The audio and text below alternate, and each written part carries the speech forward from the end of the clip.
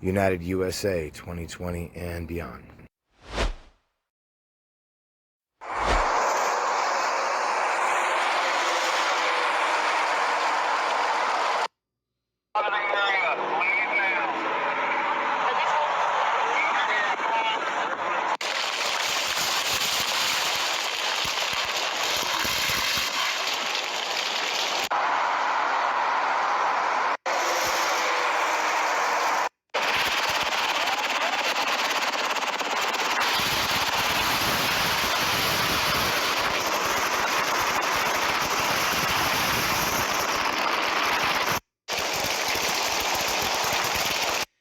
Okay, I'm going to show you guys some examples of fire tornadoes and then an example of one that they say was registered at 2200, 23, 2400, whatever.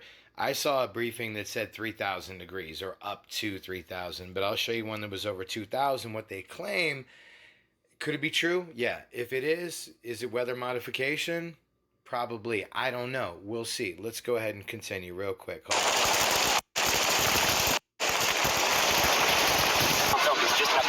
All right, hold up.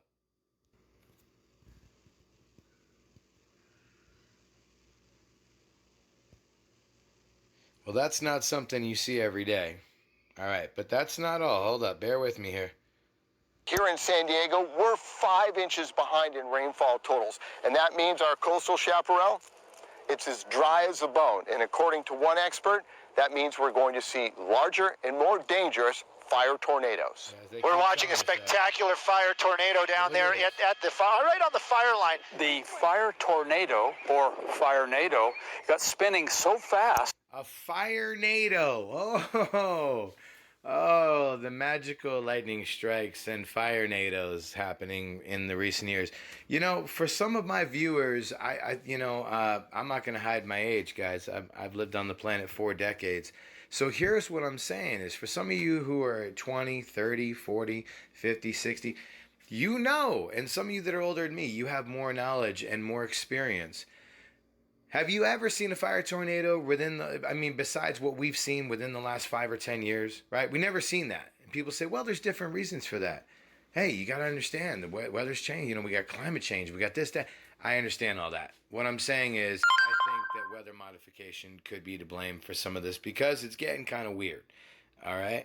It got up to 140 mile an hour spinning. Dr. Pat Abbott is referring to the car fire near Redding back in 2018. That it would go. So that's what I was talking about, ladies and gents. It was, I think, between 2200 and 3000 degrees. That's what they said. I don't know how they said. One video I saw said that NASA had measured the temperature.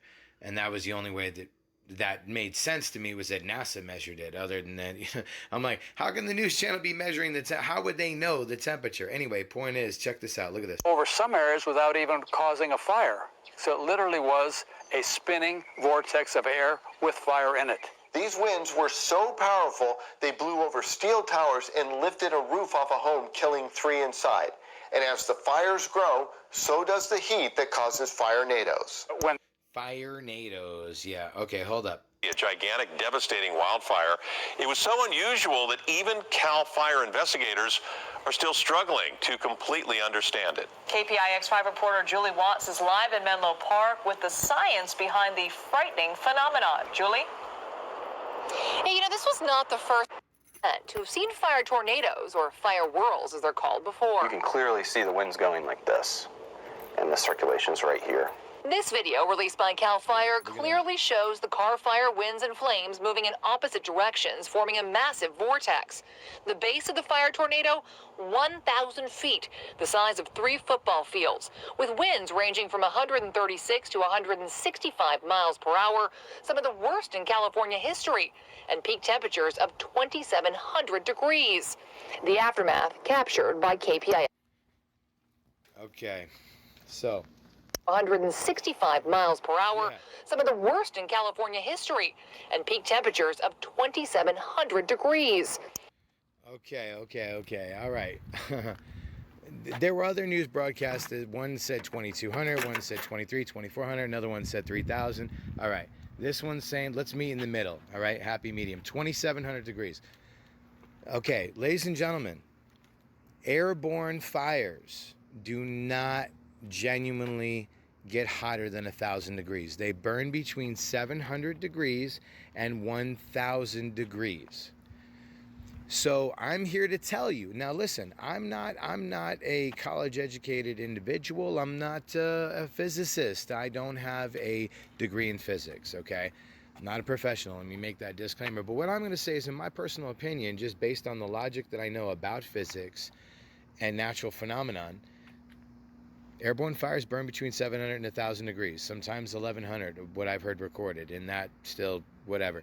But 2,700 degrees, that makes me wonder if direct energy weapons or weather modification is being used to propel these fires to burn out more land.